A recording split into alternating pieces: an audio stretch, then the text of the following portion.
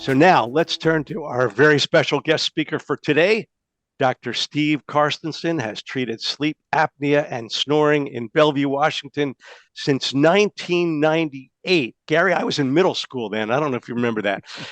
He serves as a consultant to the ADA for sleep related breathing disorders and is a diplomat of the American Board of Dental Sleep Medicine. He lectures internationally at dental schools, and he is the co author of, and write this down, the Clinician's Handbook for Dental Sleep Medicine.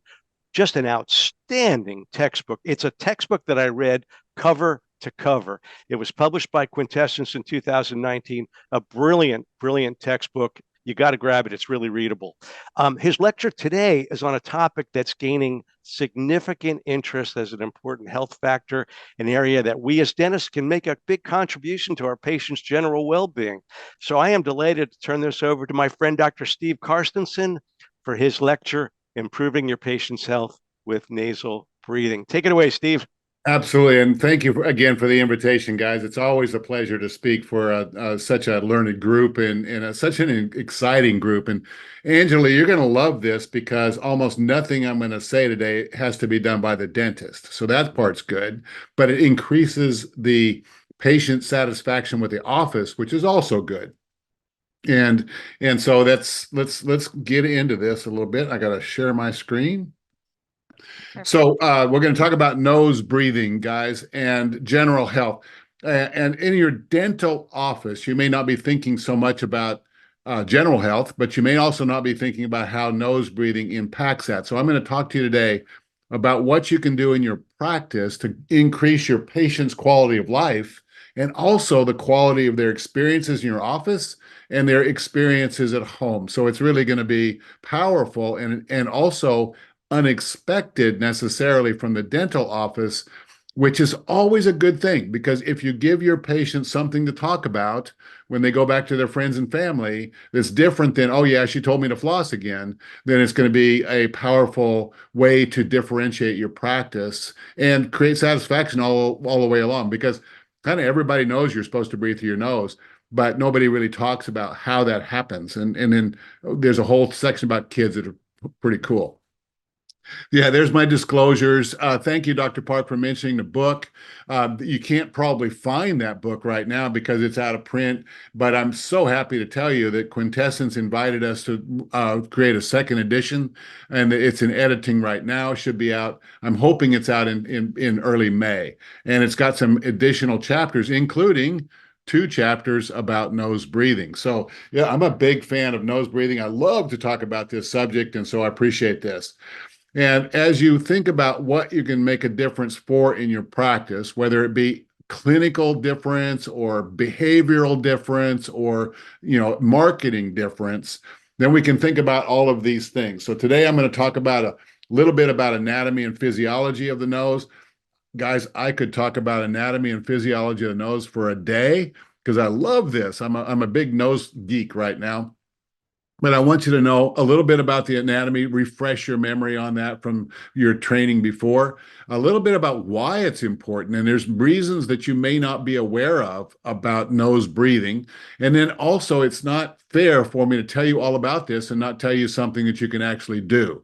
So I've got some techniques that I can pass along to you that'll allow you to improve your own nasal breathing, your team's nasal breathing, and your patient's nasal breathing. And you, the dentist, don't have to do anything about this except draw your patient's attention to it and then turn it over to your team members who can go do all the coaching. So let's talk about what we got.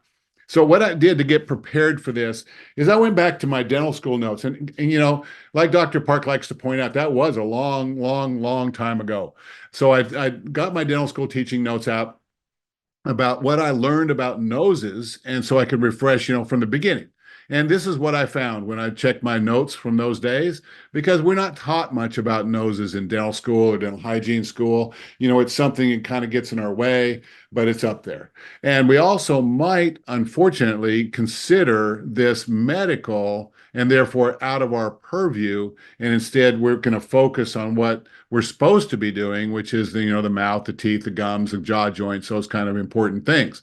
And yes, indeed, that's our area of expertise. That's what we're supposed to do. That's our focus. Yes. But the definition of dentistry that's adopted by the ADA includes the words that we are responsible for adjacent and associated structures and their impact on the rest of the human body. Doesn't mean we're going to turn into ear, nose, and throat doctors. Doesn't mean that we're going to do surgeries or definitely invasive things in those adjacent and associated structures. But it does give us the right and the responsibility, and certainly if you want to think about medical legal stuff, coverage to say, wow, are you breathing well through your nose? And let me talk to you about that. That's totally okay for us because we can't our oral functions can't be very good if the nasal functions are not good. So just a little bit of refreshment of anatomy because you have to know some of these things. And certainly this is not going to cover everything. And if you decide that you're going to become aware of nose function, then it's time to get your books out and just refresh your memory a little bit on the anatomy. If you're taking cone beams in your office, then you can see much of this anatomy on your cone beam, and it's certainly worth it to investigate what you're looking at so you can be a pretty good doctor about that. So we have these parts, and the parts that are really important to us are the turbinates. The turbinates get bigger and smaller. The turbinates are coaxed to get bigger and smaller by function. And when they do that, they change the resistance of breathing through the nose. And when that happens, that affects the posterior part of the upper airway, the oral pharynx. And when we change the resistance in that nose portion, then it makes the oral pharynx more likely to collapse, which gives us obstructive sleep apnea, hypopneas, and snoring. So we don't want that. And that means that we have to know whether we can affect the shape and size of the turbinates, the parts of the interior nose, whether we have to send them to an ENT doctor, and what else we can do to improve the function of the upper airway. And I like to point out that the eustachian tube opening is right there. Now, what doesn't appear on this cartoon is that the eustachian tube opening has at the base of it a connection to the tensor veli palatini. The tensor veli palatini is one of the muscles that activates when people say ah, and they lift their palate up and you can see the oral pharynx. It also happens every time they swallow because that's what gets the palate up to seal the back of the nose for food to go down instead of up. And the tensor veli palatini, as it pulls on the palate, also pulls the eustachian tube opening. Now, if that doesn't function well, then we get ear fullness or ear infections or other problems with our middle ear. So as dentists, then, the thing that we look at every day, palates, and think about the function of with the tensor and veli and levator veli palatini muscles also has to do with middle ear health. So we don't get to say that we're doctors of the oral cavity without thinking about these adjacent associated structures and their impact on the rest of the body. So it's wonderful to think about the head in 3 dimensions, 4 dimensions if we consider what happens over time if we don't swallow correctly, if we don't lift our palates correctly, if we don't breathe right. So when do dentists who, haven't thought much about noses for a long time, when do they talk about them? They talk about them when there's an appointment at the dental office and somebody has a cold and what do? They cancel their appointment at the dental office because, oh my gosh, I have a cold and I can't breathe through my nose. The other time they think about it, and in my practice, this happened over and over and over again, when I would put a rubber dam on for some kind of dental treatment and people, oh, do you have to use that? And why do you have a problem? And I would say, and they say, well, I can't breathe if you have that in my mouth, over my mouth. Well, back then I would just say, oh, well, okay, let me help you with that. And I would cut a big hole in the rubber dam and let them breathe through their mouth. Today, if I was still doing restorative dentistry, and I haven't done that for about 9 years now this year, I would say, well, why can't you breathe through your nose? Because actually, honestly, guys, I would have covered this long before this appointment. But if you are finding this happening in your office, every chance that somebody gives you to talk about nose breathing, you can have your staff take over and say, you know what? I think it's breathing through your nose is really important. I understand what's happening today. And today I'm going to help you out by cutting a hole in this rubber dam because I don't want to compromise my dentistry by that problem. But let me talk to you about how important it is to breathe through your nose later on. And that will give you an opening for that kind of discussion. The other time that people talk to you about nose breathing and mouth breathing is when they come back after a night guard and they say, I can't wear this. And splint, night guard, whatever word you want to use there, I can't wear this. Well, that one of the reasons why they may not be able to keep that in their mouth all night long is if they are used to mouth breathing because of poor nose breathing function, and they then you add something else to that structure, and they can no longer properly breathe.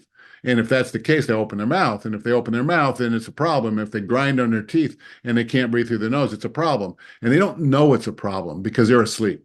And that way, if you can say, okay, let's find out more about your nose breathing. And maybe that's the problem here as well. You can find out about nose breathing, of course, on a medical history, but the problem we have is that if we ask somebody, can you breathe through your nose? What are they going to say? They're going to say, fine. Why is that? Oh, maybe I have an allergy. Oh, maybe when I have a cold. Okay, that's their standard answers. The reason why people say they can breathe well through their nose is because the body automatically changes the effort required to get the lungs to fill through whatever opening is provided to that respiratory cycle. In other words, if we have a high nasal resistance, the body's still going to fill the lungs as best it can. And so it'll move the diaphragm more vigorously, it'll expand the chest wall more vigorously, and it will pull the air through. And that changes the pressure zones in the oropharynx and makes that collapsible area more likely to collapse, but it doesn't give the patient a change in how they perceive their nose breathing. So just asking them about that is not going to give you the answers that will help you with your medical decision making. So we have to do some other things. The Dr. Kevin Boyd, my pediatric dentist colleague in Chicago, which, by the way, Dr. Park, you could easily invite to this webinar, and you'd love to have Dr. Boyd on this webinar. He coined this term, craniofacial respiratory complex, which I love this term. It's kind of hard to say, but it does incorporate all of the things that we want to be thinking about. Because instead of just thinking about this as the stomatognathic system, we think about the oral cavity or the bite or these more limited terms. We think about this whole thing working together. And there is nobody more in charge of the craniofacial respiratory complex, especially for littles, than the dentist's office. And even in adults, we can make a giant difference in patients' quality of life and function without having to send them to a specialist. People don't like to see other doctors. We see patients all the time. We have good reasons to see patients all the time. We have good reasons to follow up. We take good records, and we can ask them about the CFRC anytime along the way and make a difference for their lives. So I did a lecture just a couple of days ago on obesity and breathing, and I ran across this research paper. And so if you are getting the PDF that I sent in to Nicole earlier about today's lecture, this slide and the next one weren't on there because I just did this for Wednesday. And obesity, many of our patients now, I mean, obesity is a common problem in our populations. And certainly it's more common in people who have bad breathing at nighttime for lots of reasons I don't have time to go into right now. By the way, shortcut, don't assume that every skinny person has no breathing problems, because obesity is not the only factor. So when we have an obese patient, what they learned here in these studies just a couple of years ago is that any restriction in the airflow causes increased negative pressure downstream from that restriction. So in other words, if you're breathing in through your nostrils and over the turbinates, through the choana, through the past your palate, through the oropharynx, down into your lungs, if you have a restriction somewhere between the outside and say, the oropharynx, then you're going to have increased negative pressure in that. And more obese patients have more of those restrictions. And when we have increased negative pressure, that means more collapsibility of those flexible tissues. And that gives patients obstructive sleep apnea, hypopneas, and snoring. We can measure these things nowadays. And the two most common ways to measure noses these days with an objective data are acoustic rhinometry and anterior four-phase rhinomanometry, long words. And the difference is this. Anterior four-phase rhinomanometry is a flow measurement. So that little X, that little graph over there on the left side of your screen represents inspiration and expiration. We isolate the nose with the machine. It's real simple to do this. And then the patient breathes in and out through their nose 4 times. And we get to see, well, what happens on the left, what happens on the right. And it's not a hard device to use.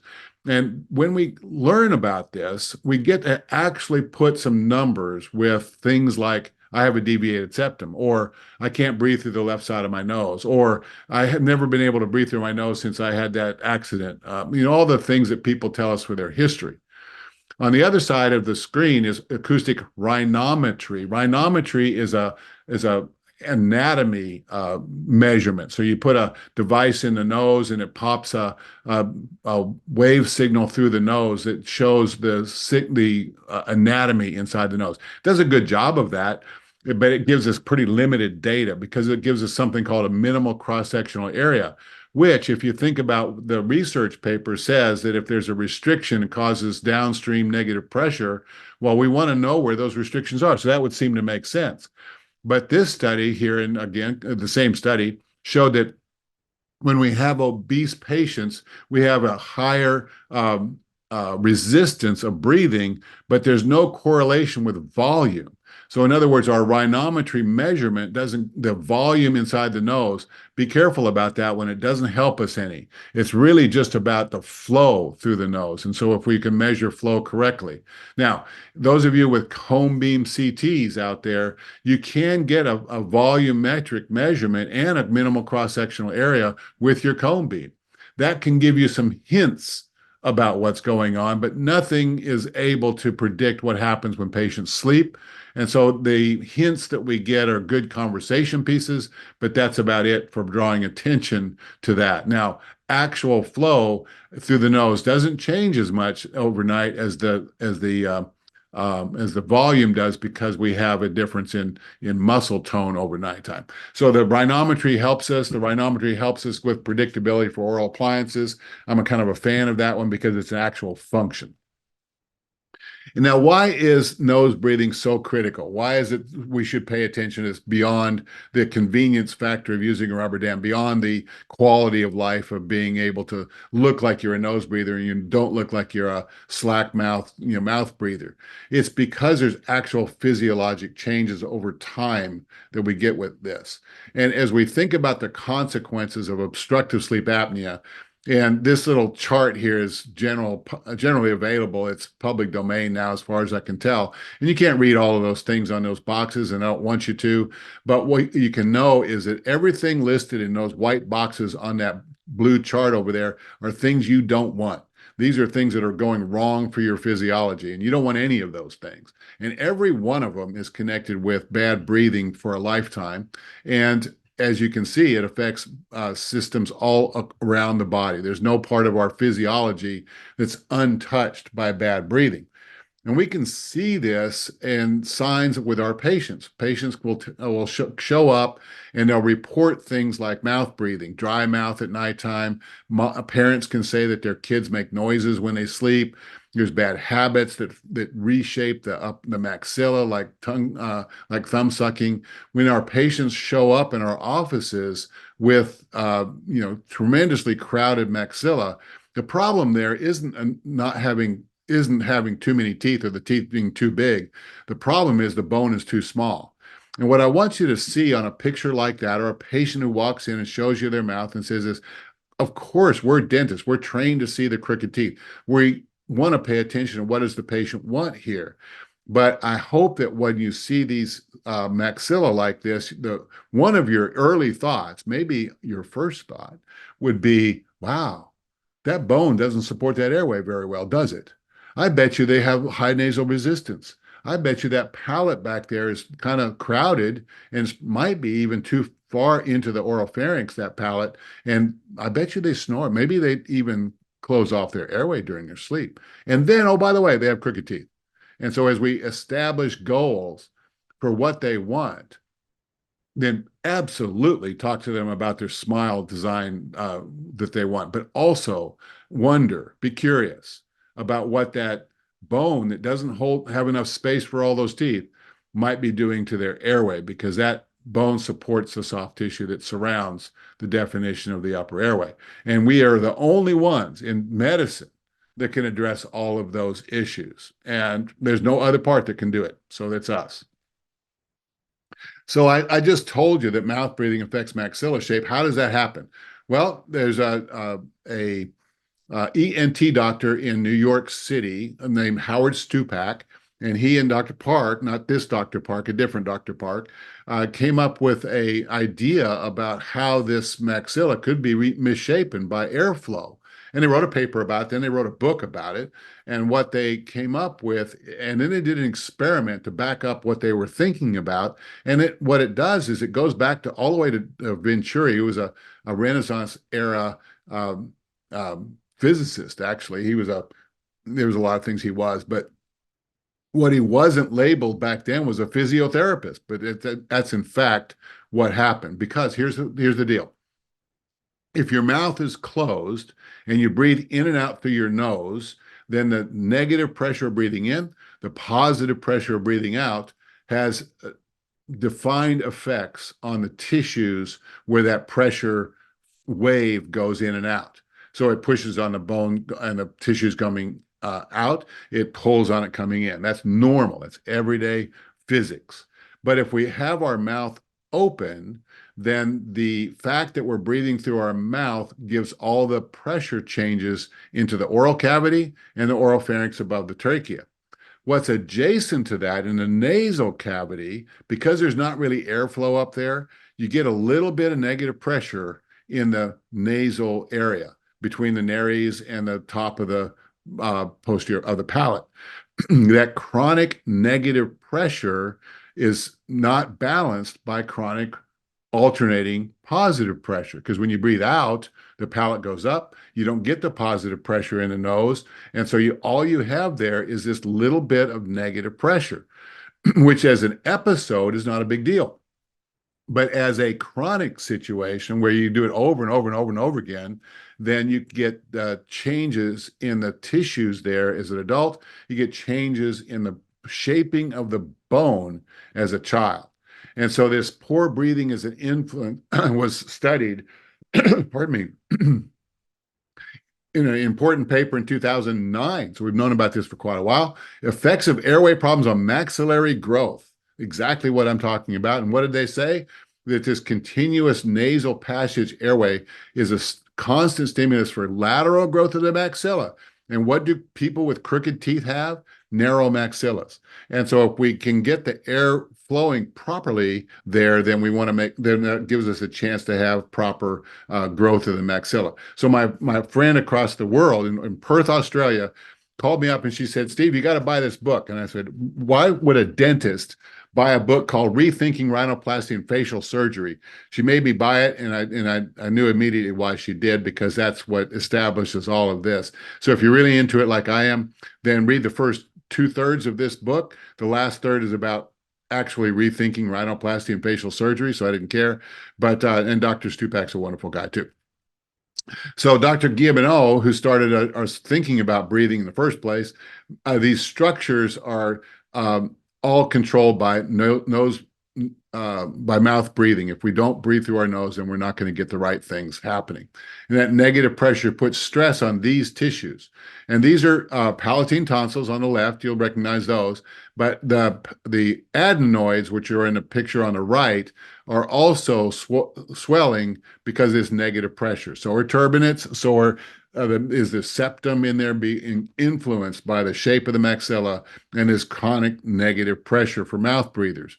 So what you can know about this is mouth breathing is bad for you because of not just the physiologic problems with breathing in dirty air, but also it pulls on these tissues. And we may have another reason why little kids have trouble with this breathing. Then Once the adenoids get bigger, the tonsils get bigger, guess what? That's increased nasal resistance, which makes more mouth breathing, which makes these problems worse, which makes more mouth breathing. And so the cycle continues and gets terrible while the kids are 4, 5, and 6 years old.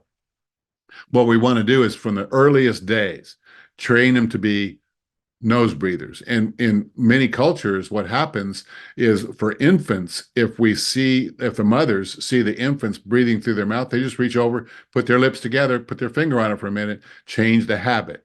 And when you change the habit, we can change the growth of these tissues. And this is another thing that happens to us quite a bit is if we breathe, our mouth is open during growth years, then that warps the shape of the bones that control the mid face.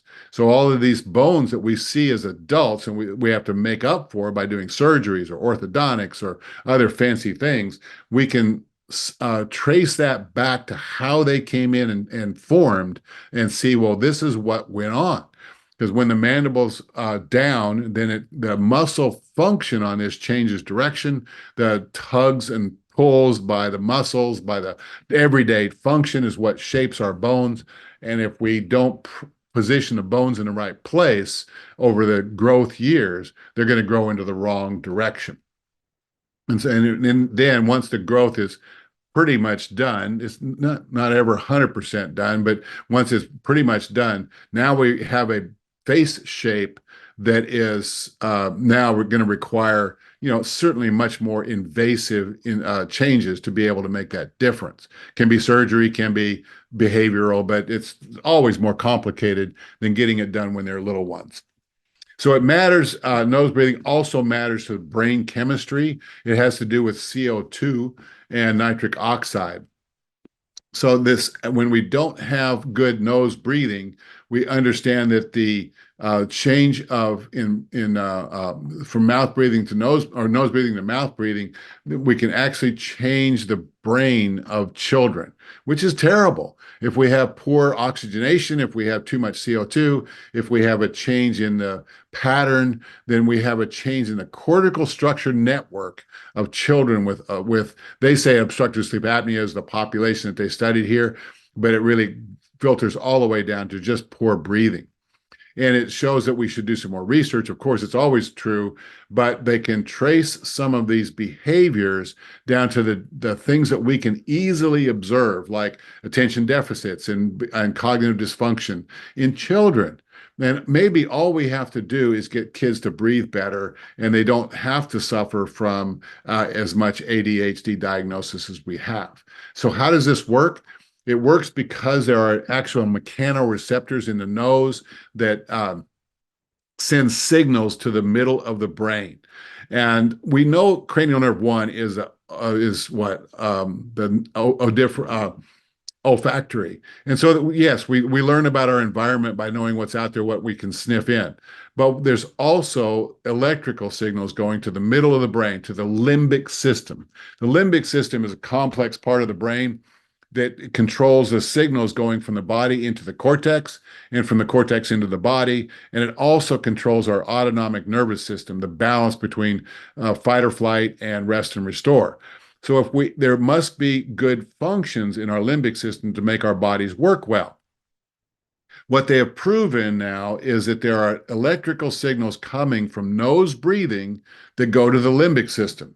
They can't trace down exactly what these signals do yet, but they're very clear that mouth breathing does not produce those signals. Nose breathing does produce those signals. So there's a reason why the brain wants to know that we're breathing through the nose.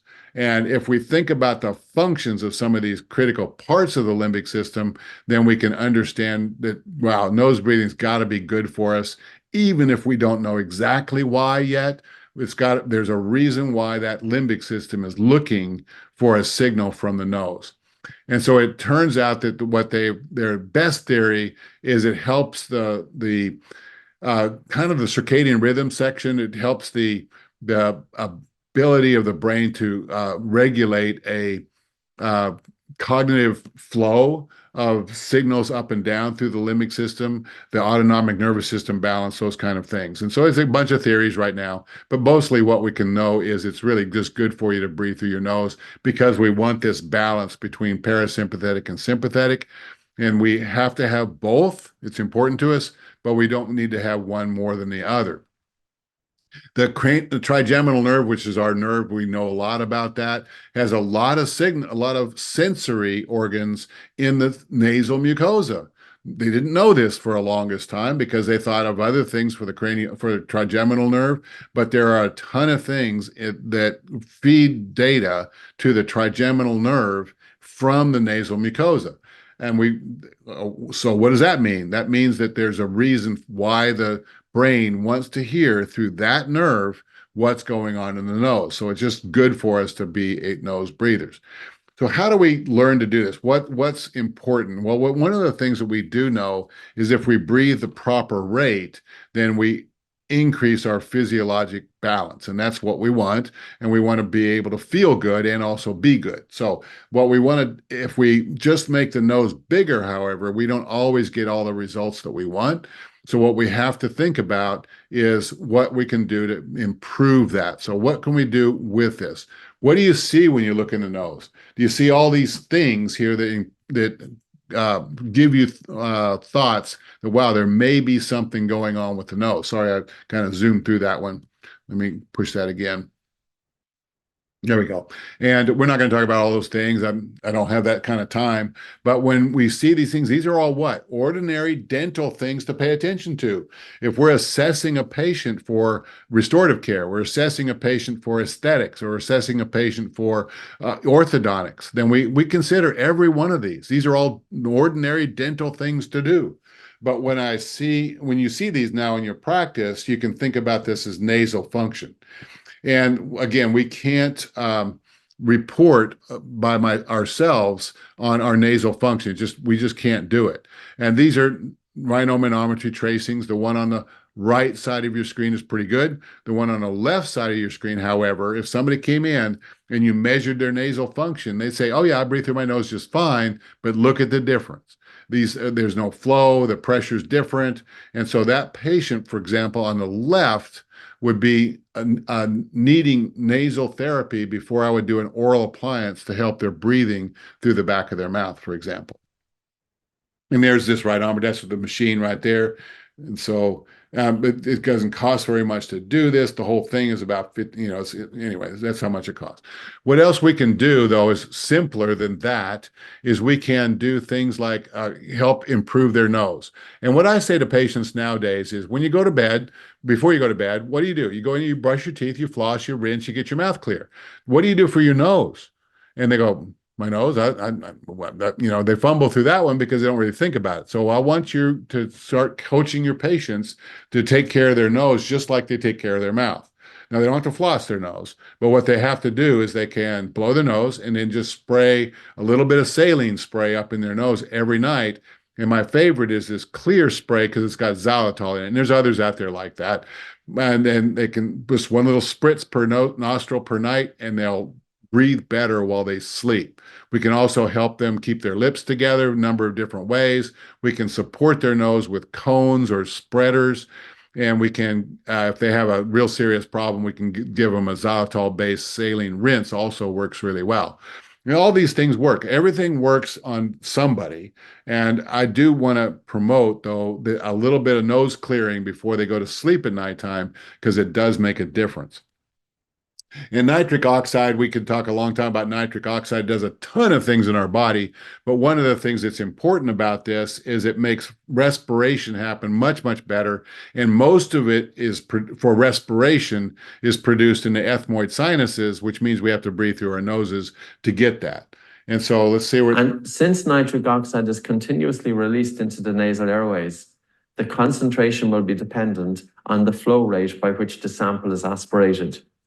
Thus, nasal nitric oxide concentrations are higher at lower flow rates. So now we consider two things. The first is the importance of nose breathing, because when we breathe through our nose, we're able to harness the benefits of nasal nitric oxide, because after all, nitric oxide is released from the paranasal sinuses, which are basically air-filled pockets surrounding the nasal cavity. And nitric oxide is continuously then released into the nasal cavity. When we breathe lightly through the nose, we carry a higher concentration of nitric oxide into the lungs. That's Patrick Wincowan. He's kind of our global breathing coach. He's got that website you can see right there. He's got a number of books. I encourage you to read Oxygen Advantage. It's a wonderful book. He's got some other books that are really great as well. And his website's wonderful. So how you can coach your patients, and I'm not talking, Angela, about the dentist doing this. I'm talking about team members doing this, is you can teach them to breathe these ways. Breathe light, breathe deep, and breathe slow. And I'll walk you through some of those because it has to do with the impact of the physiology in those three ways. And so let's look at that. Breathing light means you reduce the volume and you create something called air hunger.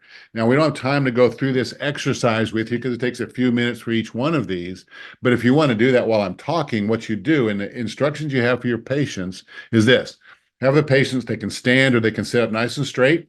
Patrick says it's like there's a string pulling your head up towards the ceiling. So you get your posture correct.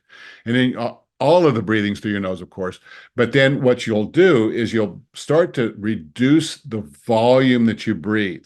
And what you want to feel is that you should be taking a deeper breath. You want to feel a little bit of air hunger. This is not holding your breath. This is just feeling like, oh God, I wish I could breathe a little bit deeper, but the discipline is to not do that. And what you're doing here with breathing light is you're able to increase your body's tolerance to CO2. And that's what you want to do. And I'll get to that in a moment. Breathing deep means you put your hands on your lower ribs, your last two ribs down there. And as you breathe in through your nose slowly, and it doesn't matter if you're lighter or heavier on this one during the training part of the exercise, later you'll do both, but you feel those last two ribs expanding. And the reason why you want to do that is because the diaphragm attaches above those last two ribs. And so when you breathe like this and you feel those ribs expanding, you're also changing your abdominal pressure, which helps your back, it helps your pelvic floor, it helps your gut, it helps your digestion, it helps all kinds of things when you breathe deeply like this and fill your lungs all the way down. And you can end up with a bunch of medical improvements that you can read about in the books. And then breathing slowly is slowing down your breath to where you breathe about 6 times a minute. And so this one is you breathe in slowly and you count to about 4, and then you hold for a second, breathe out very slowly for 6, hold for a second, and then back in for 4, hold, back out for 6, hold. And you can see this is called box breathing. This has been used by yogis for thousands of years to control physiology. Feels great when you do this because you get all nice and calm doing this. So you end up combining those. You breathe lightly, you breathe deeply, and you breathe slowly, and your body physiology gets a ton better. If you have anxious patients in your dental office, walk them through, have your assistants walk them through a breathe slow for a couple of minutes. The anxiety goes away. It turns them into parasympathetic, and that can really, really help. And the old deal about if you're feeling faint, you breathe into a bag. Why is that? You improve your carbon dioxide levels. That makes your body feel better as well. So these 3 simple exercises, I know I rushed through those, but you can watch the tape again or you can get the book and you're fine. Mostly what we have to do is make sure that if we breathe well through our nose, our brains are healthy as well. So a simple nose breathing test for your patients is just have them put their finger over their lips and breathe through, see if they can breathe through their nose for 2 minutes. Adults, you can go 3 minutes. And if they do that without feeling any kind of air hunger at all, they're just fine and dandy, then you've got a great person who probably doesn't have any trouble with their nose. If they go 2 minutes and they can't do 2 minutes, well, they certainly have a problem with their nose. If they go 2 minutes and they say, yeah, I was able to make it, but boy, I felt a little, weird about that. They don't have an open nose. And so you can walk them through these exercises. Another thing you can do is called control pause. And that is, it's not a breath holding exercise. It's you breathe in through your nose and out through your nose. In through your nose, out through your nose. Hold your nose and just wait for your body to signal you that it's time to breathe again.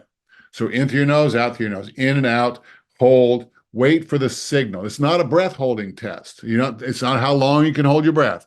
It's when does your body tell you it's time to breathe again. And our goal, athletes get to 40 seconds or more. Our goal for most adult humans is 25 seconds or so, but some people can barely hold it at all. And so your exercises that your team can lead your patients through to improve their carbon dioxide tolerance, their control pause, is just a bunch of little ones. So through the daytime, all they have to do, in and out, hold 2 or 3 seconds, 5 seconds, and breathe normally. Do it again. Do it. Repeat that for about 3 minutes at a time through the daytime, and you're training your brain, your chemoreceptors, to be more tolerant of CO2. And there's important physiologic reasons for that, more so than just being able to beat the clock here. That's not the thing. The thing is it helps their physiology, helps them calm themselves through the day, more parasympathetic. And to increase the control pause, if they're under 10 seconds, all they do is these little breath holds. If they're a little bit more, then they just increase their activity a little bit.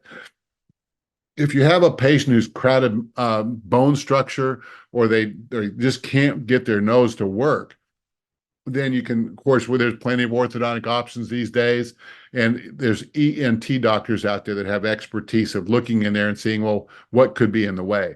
And when you find the ENT doctor who believes in nose breathing as much as we do, and surprisingly, they're not always into it like we are, then you'll have a good partner in practice.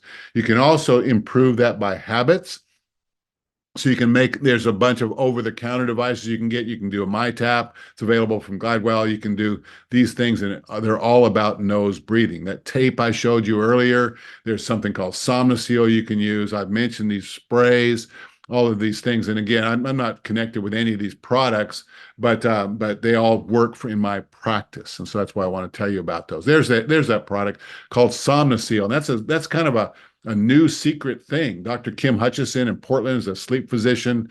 She happens to be a friend of mine, but she said, I've developed this for my CPAP patients who are getting dry mouth from the CPAP. And I said, Kim, this is perfect for my oral appliance patients, because they put the oral appliance in and then they put the Somnoseal in front of it, and it makes them nose breathers. And I love that. So it's a nasal breathing trainer as well. We can also open up their noses. We can prescribe things. We can tell them to go to Costco and get Flonase over the counter. All kinds of things we can do to help our patients when we help them focus on nose breathing. And again, none of this has to be done by the dentist except establishing the urgency of nose breathing. That's our job. But our team's job can help them with the coaching. And I tell you what, you give a dental assistant or a hygienist something else to talk about besides what they're used to talking about, and it's really a ton of fun for them to walk through their patients through that. So Dr. Raphael is an orthodontist in New Jersey. That picture down at one of these exercises, that's Patrick in the middle. But he told this phrase before: you make it easy for them to breathe. He's an orthodontist, so he's working for the jaw structure. I'm working for the nose clearing.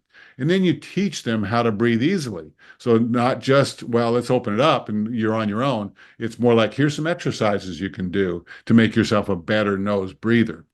Because the most important thing is these, we just got to make sure that people understand the mouth breathing, except when they have a cold, we'll give them that, except when they're, big time into athletics, that's okay. But normal everyday function, lips together, breathing through your nose. So what do you do now? What can you do with this? Ask about nasal health history. What have they done so far? Has there been a history of these things? Do they give themselves a pass on nose breathing because, I'm doing fine with that? You can test them easily with a 2-minute drill, with a rhinomanometer if you get one of those. Use the clinical tools like breathing exercises and then follow the results. Don't just do that and ignore it, but go on with that. And then you can find an ENT to work with to help with all these things. And here's some excellent books for you. There's Patrick McCown's The Breathing Cure. It's an intimidating book because it's big and thick, but it's an easy read, and you don't have to read all of it anyway. It's really good stuff. And then I think everybody that breathes should read James Nestor's book called Breath. And if you're looking for current science behind for what we do for sleep medicine. There's nothing better than Dr. Levine's book there. That's his second edition now, and our second edition will join that pretty soon. So the key to your patients is to make them aware of their breathing, so they can't just answer, "Oh yeah, I breathe through my nose just fine." And there's a lot of things you can do so you can help match that with your individual patients. I know I've rushed through this today, but I do get a chance to do more in June, so I hope to see you then. And my friend Kevin Quishan, Dr. Park, another excellent lecturer for your Fridays. He said this a few years ago when we were talking together, and I just love this because you do get a chance to work with your patients on an individual basis, find solutions that make a difference, help them understand the value of nose breathing, and give your dental office a chance to have people come back saying, "Wow, you know what you told me about this nose breathing? I started taping my lips. I started using a Somnozil. I started using this spray, and I just feel much better at nighttime. I'm not snoring as much. My wife is happier." I mean, there's so many things that people come back telling me about just the simple thing of better nose breathing, and it's fun for me. I do want to pitch the American Dental Association's Children's Airway event. Guys, coming up in the end of May, and it's our seventh Children's Airway event at the ADA. We have speech and language pathologist, pediatric dentist. That's Dr. Boyd over there on the left in the middle. We have surgeons, we have periodontists, we have myofunctional therapists. It's all going to be great at the ADA about getting teams together for helping your kids. So there you go.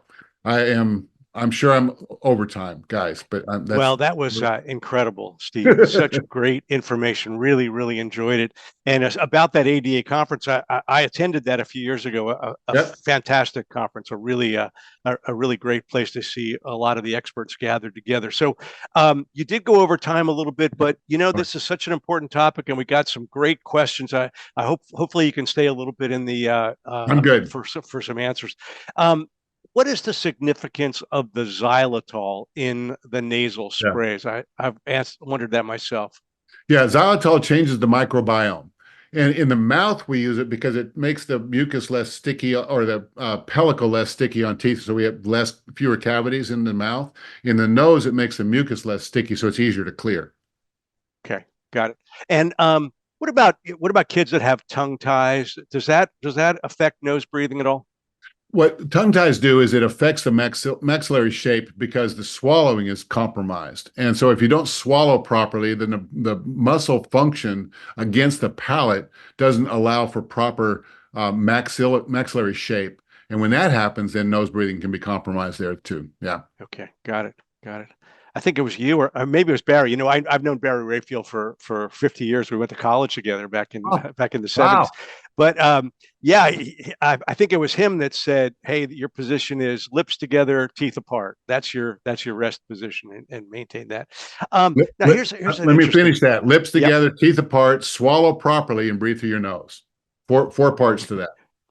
Okay, lips together, teeth apart. Okay. Now here's a question: if someone sleeps with their mouth open because they're mouth breathers, can you assume that they don't grind their teeth at night? Nope, because nobody grinds their teeth all night. And so, in fact, people tell me, no, I don't grind my teeth because I sleep with my mouth open. I said, well, I see all these flat teeth in there. What's going on here? I see these big muscles. So it's always a part-time situation. They may be aware of mouth breathing, but they're, other times during the night, they may be grinders, so they can do both. Okay, so you cannot make that assumption. No. Okay. Here's a doctor that's using his cone beam to look at airways, and he has a question for you about tongue position. He feels like tongue position sometimes affects the records. How can we get our patients to position the tongue properly so their cone beam gives us the best breathing diagnostic information? Well, you can't really tell much about their breathing from a cone beam because it changes too much. Plus, their muscles are all toned while they're awake. But what is interesting about that question is that the instructions for a cone beam are just be natural in the cone beam. You don't want to put them on a chin cup or something between their incisors, because you don't want to push the jaw back. That's the major thing. So you can have them rest their chin on something, but don't let them push back. Then just say, swallow, hold your breath if you can for the 10 seconds of this deal. And then you get a chance to see where their natural tongue posture is. And if it's low, then that's another piece of data. It's not diagnostic, but it's another piece of data about what's going on with their tongue. And you can use that piece along with some other information to wonder whether they should have a different swallowing pattern, our myofunctional therapy colleagues do.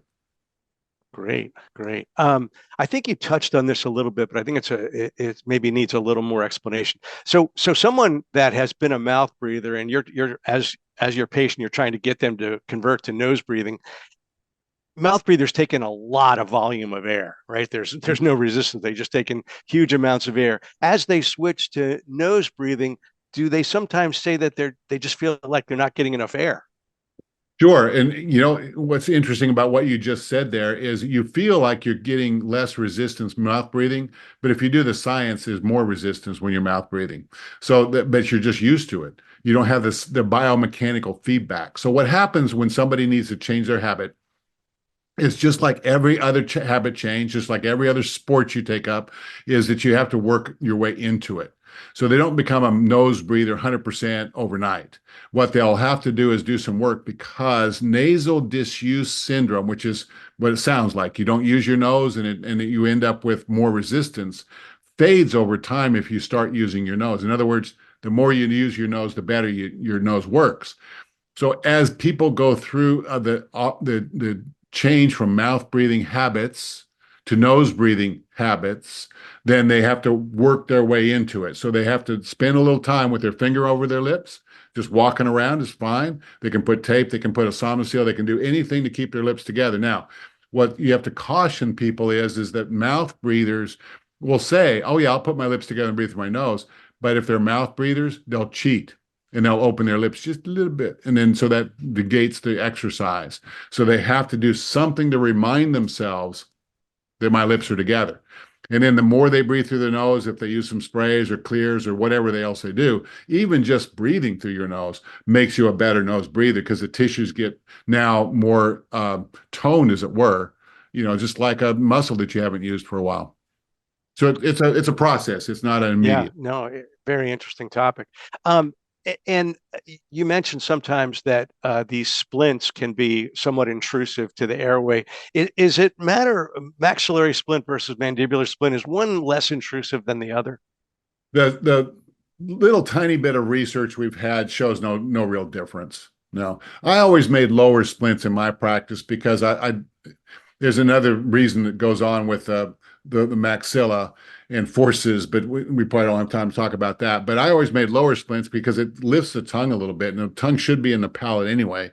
And so I liked lower splints, but really whatever you like best, and whatever fits the teeth. At Pankey, we always talked about a number of different reasons to choose this arch or that arch, and make whichever one you like. I don't think there's an airway enough of an airway influence for me to use that as a rationale for one or the other. Absolutely fascinating topic. And Steve, you're just so knowledgeable about this, and you're just dropping these pearls through the whole lecture. So I really really appreciate it. I know the audience appreciates, and we thank you for joining us. We're looking forward to having you back, Yeah. and thanks to all of you who joined us today, and thanks to our panel. We'll see you back next week, and our guest speaker will be our own Dr. Roger Levin. And I'm pretty excited about his topic. It is the proven path to wealth accumulation for dentists. That is how to get rich slowly.